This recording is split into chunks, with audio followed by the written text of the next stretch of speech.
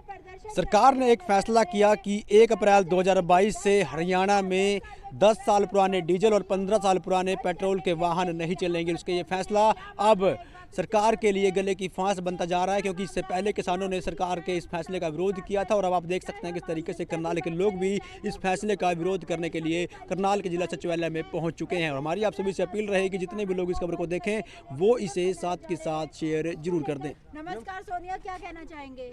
Ma'am, अभी पहले तो मैं आपको ये बता दूं कि इसको आप कानून नहीं कह सकते हैं, ये सिर्फ एक रूल है जो गवर्नमेंट के द्वारा हम लोगों के ऊपर थोपने का काम किया जा रहा है।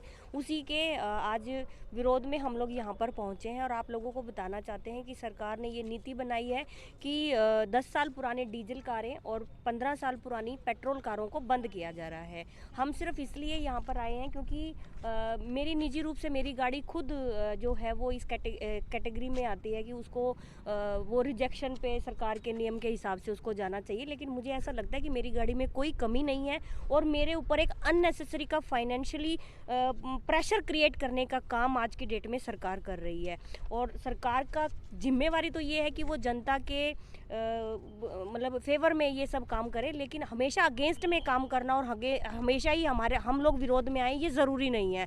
लेकिन सरकार बार बार ऐसे काम कर रही है जिसे हम लोगों को बार बार उनके खिलाफ में आना पड़ता है। अभी मैं आपको बता दूं, क्योंकि मैं रहती करनाल में हूं लेकिन मेरे इन लॉज जो हैं वो रोहतक में रहते हैं, मेरी ननद जो है वो दिल्ली में रहती है। आप ये बताइए, क्या मैं अपने घर जाने के लिए हर बार एक नई गाड़ी किराए पे लूँगी या फिर एक अलग से गाड़ी में खरीद लूं जब मुझे ज़रूरत नहीं है? क्यों एक अननेसेसरी का काम हमारे साथ किया जा रहा है? पहले मास्क को 2 साल तक हमारे मुंह पे लगा के रखा कि लगाओ लगाओ, अब अचानक से कह दिया कि मर्जी है तो लगाओ, जी करे तो लगाओ, नहीं तो मत लगाओ।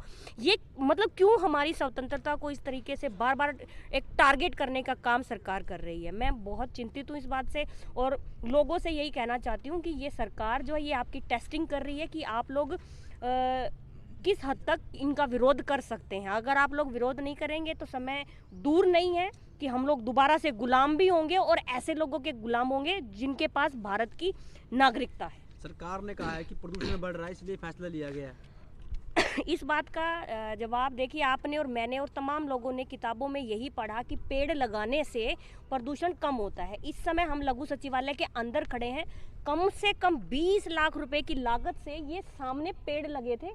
ये आप देख लीजिए, ये लघु सचिवालय की बिल्डिंग है, मैं दूर नहीं खड़ी हूँ। लघु सचिवालय, आप बताओ, पानी तो टाइम पे दिया नहीं जाता, पेड़ों की रखवाली है नहीं, प्रदूषण कैसे कम होएगा? बस स्टैंड के ऊपर इतने बड़े बड़े 100 साल पुराने पेड़ लगे हुए थे, उनको काट लिया गया। हर बार जाके मीडिया दिखाता है लेकिन रिजल्ट कुछ निकलता नहीं है। मतलब मीडिया सिर्फ मुद्दे को उजागर तो कर सकता है लेकिन उसकी शिकायत तो कोई आदमी या प्रशासन का व्यक्ति ही करेगा, लेकिन वो इसको करने में बिल्कुल असमर्थ है। तो सरकार की अगर बात करें तो जिस टाइम नई गाड़ी ली जाती है तो रजिस्ट्रेशन के समय गाड़ी 15 साल वैलिड होती है, तो 10 साल में उसे कैसे ये रिजेक्ट करें? देखो ऐसा है, ये एक कानून था जो सरकार के द्वारा बनाया गया था कि 15 साल का रजिस्ट्रेशन होगा। लेकिन मैं आपको एक बात बताना चाहती हूँ, आज क्या चल रहा है, 15 साल के बाद आप गाड़ी अगर खराब नहीं है तो इसका मतलब तो फिर कुछ दिन के बाद जीने की भी एक लिमिट रखी जाएगी कि इतने दिन तक लोग जीवित रहेंगे। आज क्या चल रहा है, मुझे पता चला कि भाई मेरी गाड़ी जो है वो इस कैटेगरी में आ गई है कि इसको डिस्ट्रॉय किया जाए। मैं नई गाड़ी देखने के लिए गई, मैं आपको बता दूं मेरे पास ऑलरेडी स्विफ्ट डिज़ायर कार है। आप ये बताओ, जब मेरी गाड़ी ऑलरेडी ठीक ठाक चल रही है और अंडर प्रेशर मुझे एक गाड़ी लेने के लिए जाना पड़ा, तो जाहिर सी बात है मैं स्विफ्ट डिज़ायर से तो नीचे गाड़ी लूंगी नहीं। आज की डेट में स्विफ्ट डिज़ायर 8 लाख से तो शुरू है और जो मॉडल मैंने लेना है वो 10 लाख रुपए का है और मैं उससे ऊपर लेना चाहती हूँ, वो 15 लाख रुपए की रेंज में आता है। मेरे ऊपर एक अननेसेसरी का प्रेशर क्रिएट। उसके बाद ऐसी कोई डीलरशिप नहीं है आज की डेट में। अगर आप अल्टो भी लेने जाओगे ना तो वो भी खड़ी नहीं है, उसके लिए भी आपको पहले बुकिंग करानी है और 50-50 हज़ार रुपए की बुकिंग हो रही है। डीलरशिप वाले फ्री में ब्याज खा रहे हैं और हमारे पैसों पे खा रहे हैं। एक दिन में 20 से 25 वहाँ पर हर डीलरशिप के ऊपर बुकिंग हो रही है। भाई साहब 2.5 से 3 महीने की वेटिंग दे रहे हैं और उसमें भी ये कह रहे हैं कि हमारे पास डेट डिसाइड नहीं है कि हम उस डेट में आपको दे पाएंगे या नहीं दे पाएंगे। वो लोग फ्री का ब्याज खा रहे हैं। सरकारी किस बात की वेटिंग? एक बात बताइए, जब डीलरशिप के पास गाड़ी नहीं है तो वो क्यों आई मार्केट में? आप ये बताओ, जब मार्केट में मतलब आपके पास आप इस कैपेबल हो ही नहीं कि आपके पास गाड़ियां हैं, तो फिर क्यों मतलब वेटिंग चल रही है? आपने मार्केट की बात की है, अगर बात करें तो सरकारी महकमे में भी 10 से 15 साल पुरानी गाड़ियां भी यहाँ मौजूद हैं। सर, आपके उनको भी सामने मैं इस डिस्टर्ब समय- किया जाए। पीछे और खड़ी है एक दूसरी बात, अगर बात करें तो रोजगार कहीं ना कहीं प्रभावित होगा। पुरानी गाड़ी अगर नहीं होगी तो रिपेयर कहाँ होगी, रिपेयर नहीं होगी तो कहीं ना कहीं रोजगार भी अवश्य प्रभावित होगा। सर, मेरी कल 2-3 मिस्त्रियों से बात हुई थी और मैंने उनसे एक ही सवाल किया था कि क्या ये कानून आने से आप लोगों को कोई नुकसान हो रहा है। तो वो ये कह रहे हैं कि जी रिसेंटली हमारे पास, अभी तो लागू भी नहीं हुआ ना, अभी से उनके पास काम आना बंद हो गया है, क्योंकि लोगों ने अपने मन में ये धारणा बना ली है कि अगर ये कानून आता है तो इससे फिर गाड़ियों को ठीक कराने का क्या फायदा जब ये डस्टबिन में ही जानी है तो। और दूसरी, आपके सामने ही पुलिस की गाड़ी खड़ी है सर, ये गाड़ी तो मेरे ख्याल से 15 साल भी क्रॉस कर चुकी होगी, इसको तो बंद हुए कम से कम 8-10 साल हो गए हैं।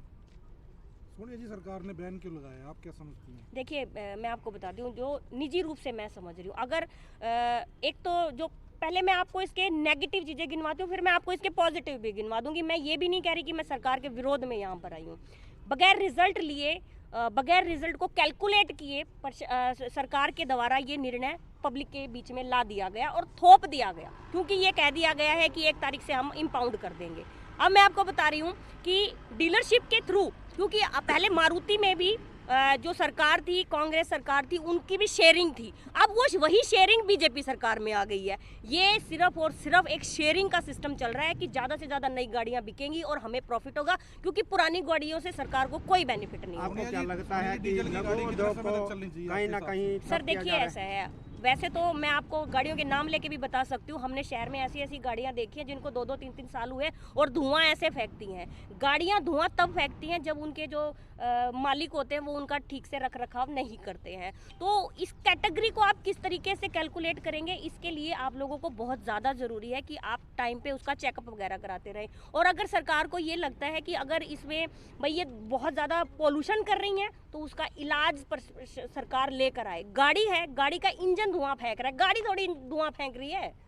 पूरी गाड़ी को डिस्ट्रॉय करने का क्या मतलब है? अगर ज्ञापन देने पहुंचे हैं, ज्ञापन देने पहुंचे हैं अभी हम लोग, और उसमें उद्देश्य हमारा सिर्फ यही है कि हम लोग ये चाहते हैं कि अगर कोई ऐसा कानून आया उसका सॉल्यूशंस लेकर आए जाएं। सॉल्यूशन में क्या होना चाहिए मैं आपको बताती हूँ। मान लो अगर कोई गाड़ी से अगर आपको ऐसा लगता है ये धुआं दे रही है, आपको ये चाहिए कि हम उसको बहुत अच्छे दाम पर लें।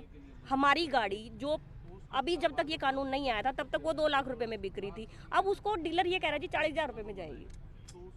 आप बताओ, मेरे ऊपर फाइनेंशियली क्राइसिस नहीं पड़ा, मेरे को नई गाड़ी लेने के लिए 20-25% एक्स्ट्रा पेमेंट भी देनी पड़ेगी, मैं 3 से 3 महीने बुकिंग भी कराऊं और अपनी गाड़ी को 40,000 रुपए में कूड़े के दाम पर बेच दूं। तो सरकार को चाहिए था कम से कम जो वैल्यू आज लगाई जा रही है उसकी डबल ट्रिपल वैल्यू पे उस गाड़ी को लिया जाए, ताकि जो एक आम नागरिक है उसका हौसला बुलंद हो कि हाँ मैं चलो सरकार की मदद करता हूँ, एक नई गाड़ी खरीदी जाए। उसके अलावा फाइनेंशियल जो एक बैंक का जो फाइनेंस का जो लोन का रेट ऑफ इंटरेस्ट होता है उसको कम किया जाना चाहिए था। जिन लोगों के नाम से ऑलरेडी गाड़ी है उनको कम से कम 50% का रिलैक्सेशन देना चाहिए था, ताकि उनके ऊपर एक अननेसेसरी का प्रेशर ना बढ़े।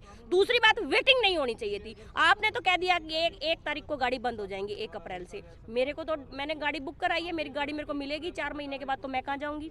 इन केस मैंने गाड़ी अपने बच्चों के लिए खरीदी है, अपने परिवार के लिए खरीदी है, अपनी सुख सुविधाओं के लिए खरीदी है। मैं सिर्फ इतना कहना चाहती हूँ कि अगर समय पर मुझे गाड़ी काम नहीं आई तो फिर गाड़ी का मतलब क्या? अब कह रहे हैं कि घरौंडा तक एनसीआर है, उसके बाद का एनसीआर नहीं है। अब मुझे को रोहतक जाना है, घरौंडा होके ही जाऊंगी, बताओ, या फिर यहाँ के एड्रेस को रिलीफ मिलेगा वहां पर जाने के लिए? सुनिए, जो गाड़ियाँ धुआं फेंकती हैं 100 रुपए की पर्ची में वो उस पर लिख दिया जाता है कि आपकी गाड़ी पॉल्यूशन नहीं फैला रही। सर मैं आपको बताती हूँ, आप पेट्रोल पंप के बाहर धुआं केंद्रित लगे हुए हैं। हमने अपनी गाड़ी का बहुत बार वो चेक करवाया है, प्रदूषण का जो पर्ची होती है, स्लिप होती है, सर्टिफिकेट होता है। मैं आपको बता दूं, कभी तो वो गाड़ी चलवा के नहीं देखते। उनको एक गाड़ी के सिर्फ ऐसे फोटो खड़ी कर दो, वो पीछे से एक फोटो खींचेंगे, कोई चेकिंग नहीं होती उनकी। आप बताओ, कभी गाड़ी को स्टार्ट करके उन्होंने ये दिखवाया होगी धुआं किस लेवल पे फेंक रहा है? कभी चेकिंग नहीं होती, सिर्फ फोटो खींचने का काम है। सिर्फ फोटो खींचने से, रसीद काटने से अगर पोल्यूशन कम हो रहा है तो बताओ। तो आज आप किसके नाम और किसको ज्ञापन देने पहुंचे हैं? हम राष्ट्रपति जी के नाम से आज ज्ञापन सौंपने के लिए आए हैं सर, और सौंपने का उद्देश्य सिर्फ इतना सही है कि कानून है, कानून को पहले समझा जाए, पब्लिक को समझाया जाए। नहीं सर, उसके रिजल्टों पर बात की जाए। जब तक आप रिजल्ट पे बात नहीं करेंगे नुकसान ऐसे ही होगा, लोग ऐसे ही दुखी होंगे।